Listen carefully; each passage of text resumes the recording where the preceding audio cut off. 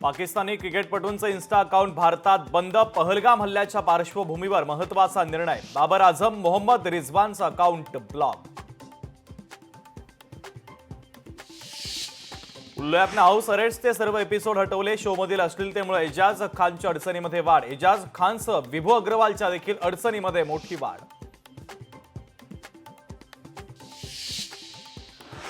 संतोष देशमुखांना न्याय मिळेपर्यंत चप्पल घालणार नाही. संतोष देशमुखांची बहीण प्रियंका चौधरींचा निर्धार.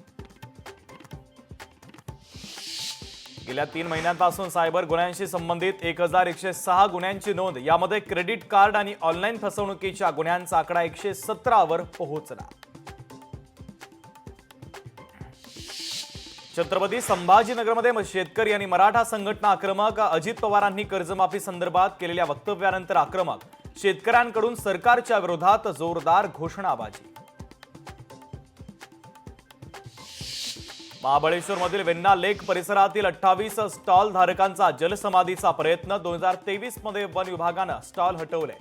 28 कुटुंबांवर उपासमारीची वेळ आल्यानं स्टॉल धारकांचं आंदोलन.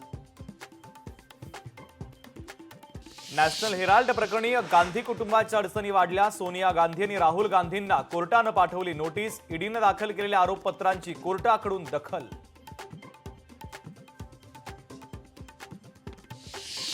दहशतवाद्यांना जशास तसं उत्तर दिलं जाणार. पहलगाम हल्ल्यावर उपमुख्यमंत्री अजित पवारांचं वक्तव्य.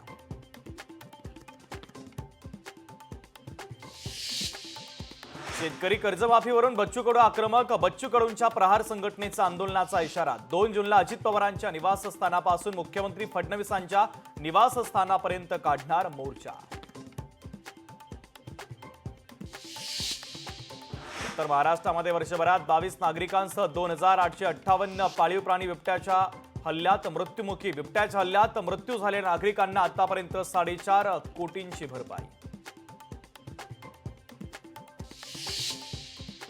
धुळ्यात शिरपूर तालुक्यामध्ये 70 लाख रुपयांचा गांजा जप्त. शेतात जमिनीमध्ये प्लास्टिकच्या गोणीमध्ये गाडून ठेवला होता गांजा. पोलिसांकडून एकाला अटक. लोकशाही मराठी ऐका, पहा, जागरूक रहा.